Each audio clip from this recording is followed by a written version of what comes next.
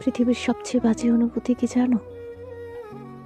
তোমাকে দেখতে ইচ্ছে করলেও দেখতে না পারা, তোমাকে শুনতে ইচ্ছে করলেও শুনতে না পারা।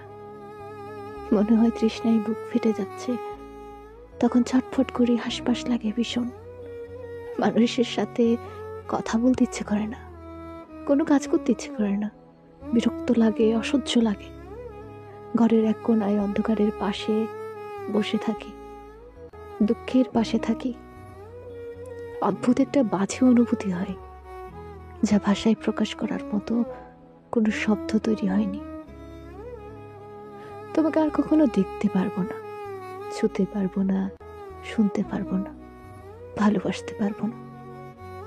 এর চেয়ে বাজে অনুভূতি আর নেই। প্রচন্ড দুঃখে মানুষ কাঁদতে পারে না।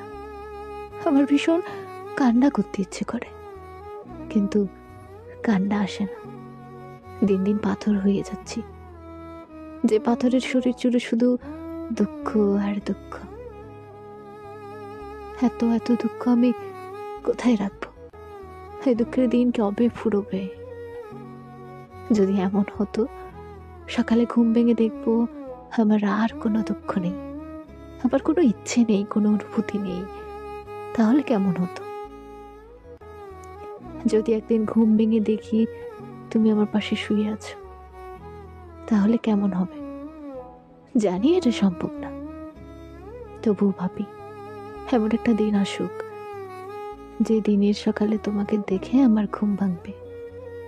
তারপর যদি পৃথিবী ধ্বংস হয়ে যায়, যাক, আমার কোনো আফসোস থাকবে না।